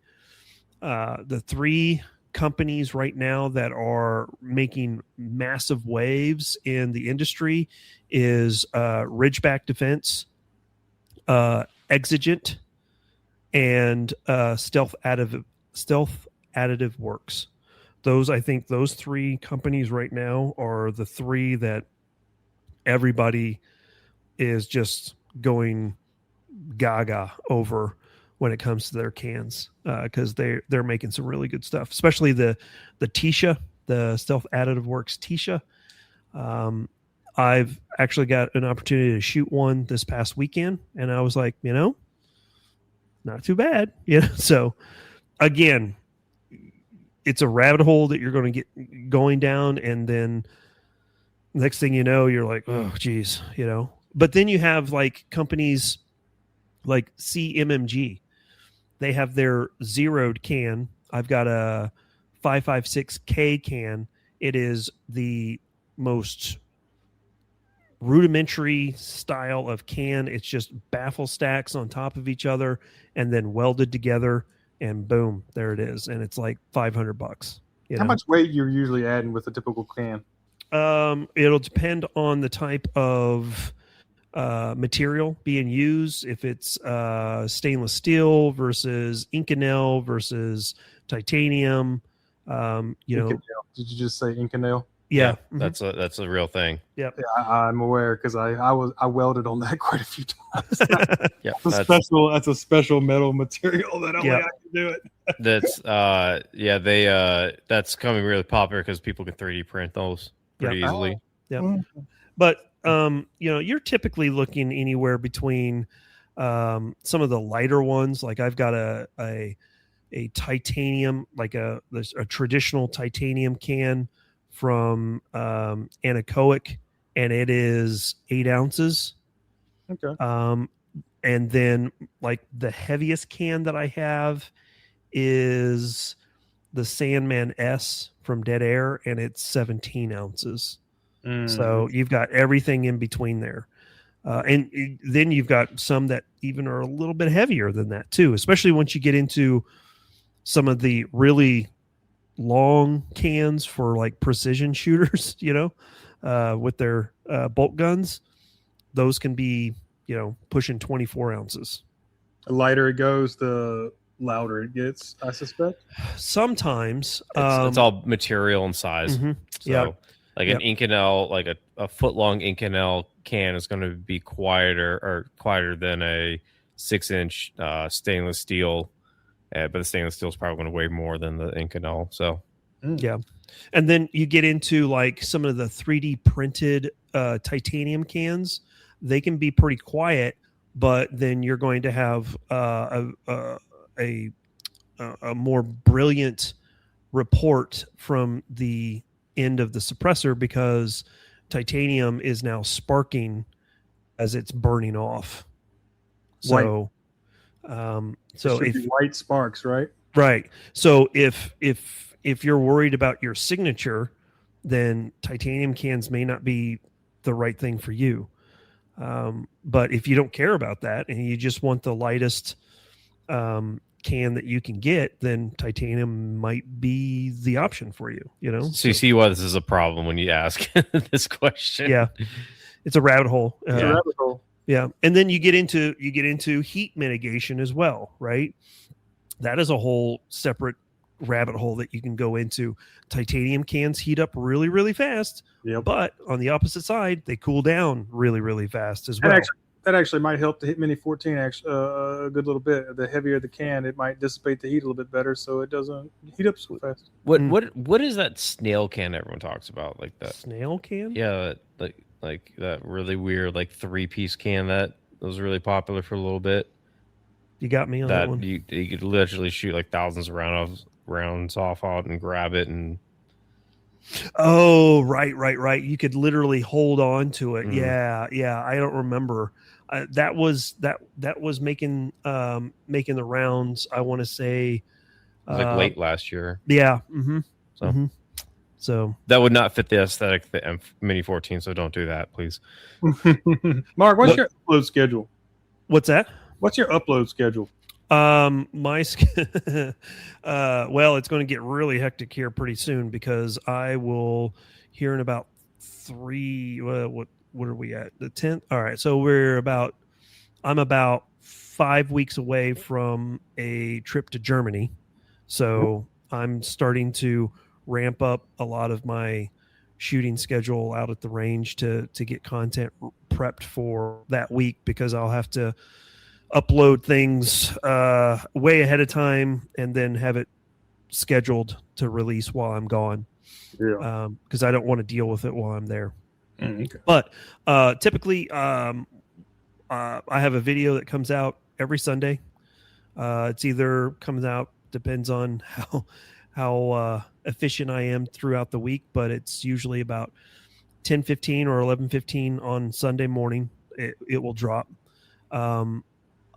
I'm usually at the range on a Wednesday or Thursday to get the shooting roll, the B-roll filmed, or it is something that I've been working on throughout the weeks. Like I've got an AK here sitting next to me that is going to be making multiple range trips. So let's say like this week, I've got a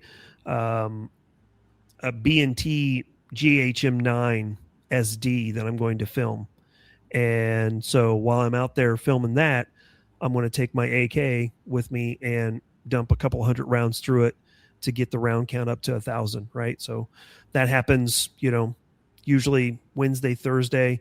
Friday, I'll sit down and I will edit everything and make sure it's good to go. I'll upload it Friday evening and then work on the thumbnail on Saturday, and then either Saturday or early Sunday morning, I'll finish everything up and it's ready to go. So, and you're full time with it? Nope. I have a full-time day job. So the good thing is my day job allows me a lot of flexibility, so that I can take a little bit of an extended lunch to go out to the range and film what I need to film, and then come back and finish the day. So it's a big juggle for sure. Yeah.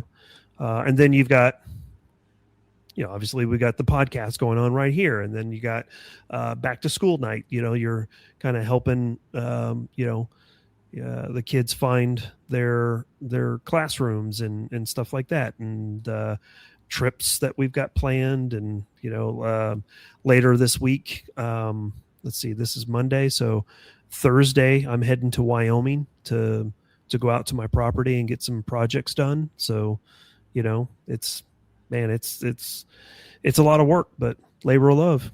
Yeah, you're doing good. You're highly motivated to be doing all that and still doing it. I tell you, motivation, it comes and goes.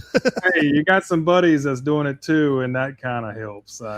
It does. Just seeing y'all post and stuff like that, it's kind of got my creative juices flowing a little bit more. Well, I tell you, the group DM the group DM chat that I'm in on Instagram, that's where a lot of my motivation comes from. It also has really put a hurt on my bank account as well. So, who cares about that? I know, right? It don't matter. Just money.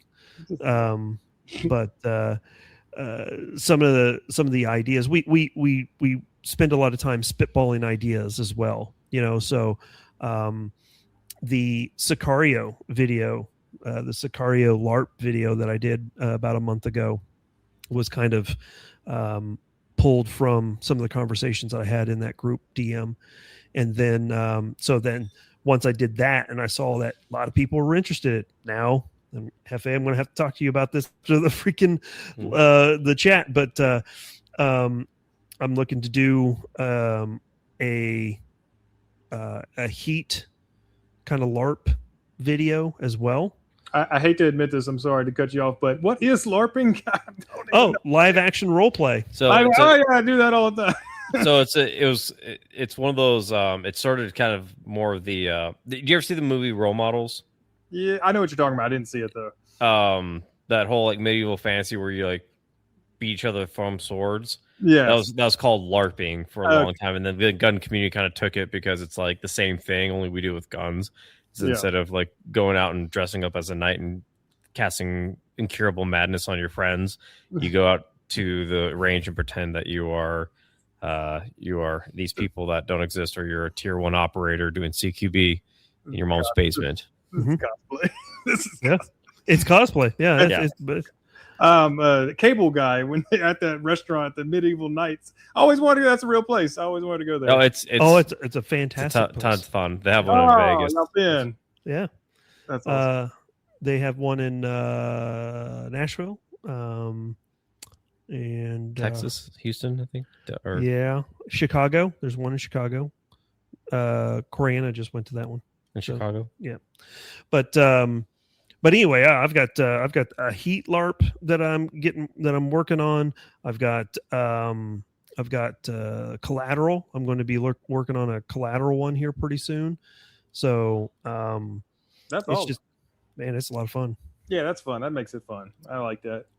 And that's the kind of the direction I'm wanting to move my channel a little bit, is to be able to do some of that type of stuff and just have fun. I mean, tactical YouTube has been played out for so long that people are just kind of bored with it.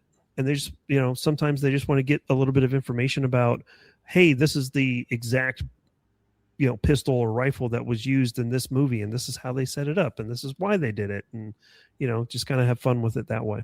Yeah, I've never been into the tactical scene. I rarely watch anything that has to do with it. OG, I know OG. Y'all talk to OG sometime. He's pretty cool. I like his stuff. Oh man, freaking yeah, Greg. He hits you with the entertainment, and he still gives you really good facts and everything. I sent him a message earlier today, and he got back with me. That's the first time I ever talked to him or anything. I just want to say hey to him. Good dude. Yeah. He liked my channel, liked my Instagram and stuff like that, and said he'd been watching some videos too. And I've been seeing his for years. Yeah, I just spent about 4 days with him here about a little over a month ago.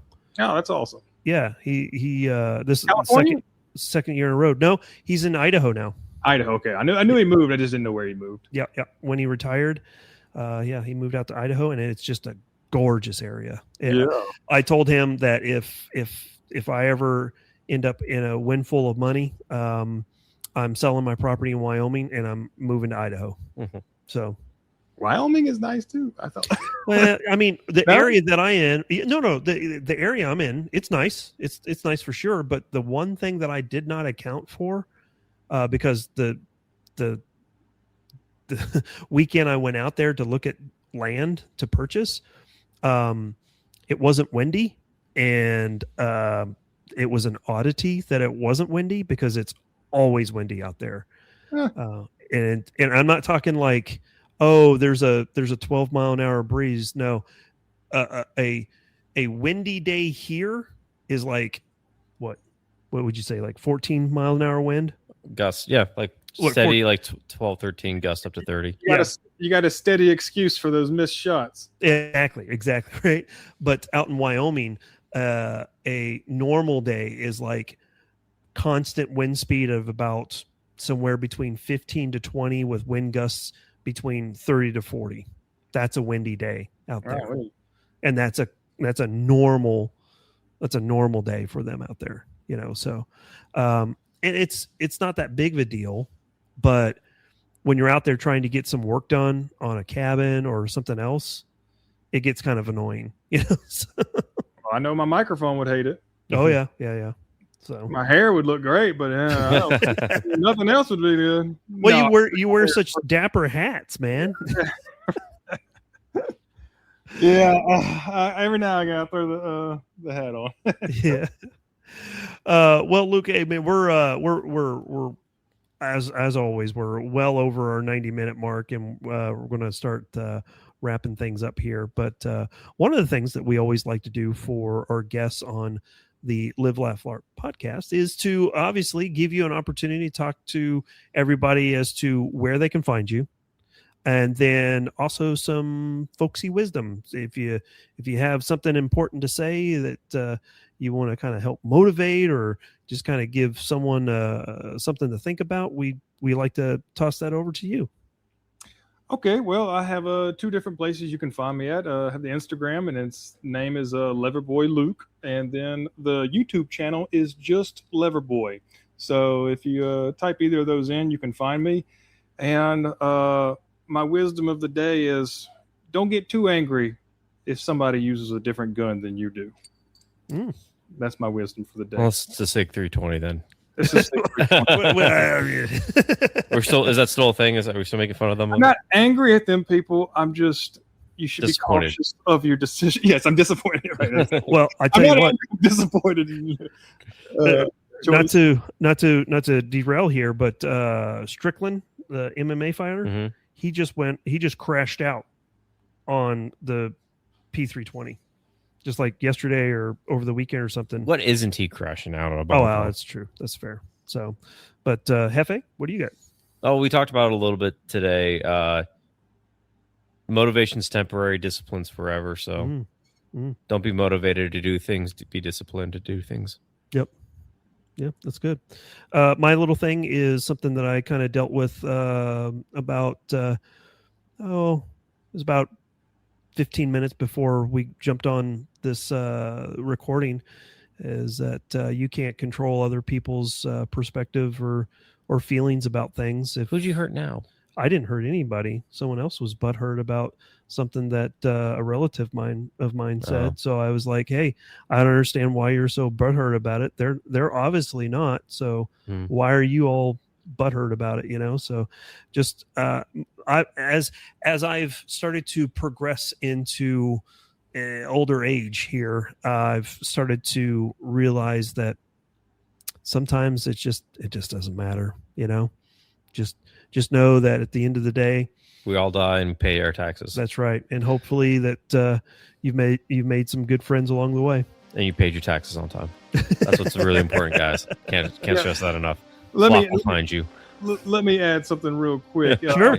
I was just diagnosed with skin cancer about a month ago, and I have since got it taken care of and got a clear bill. So my little 2 cents is just appreciate each day that we're here. Man, I'm so glad to hear about that. I didn't want. You're better.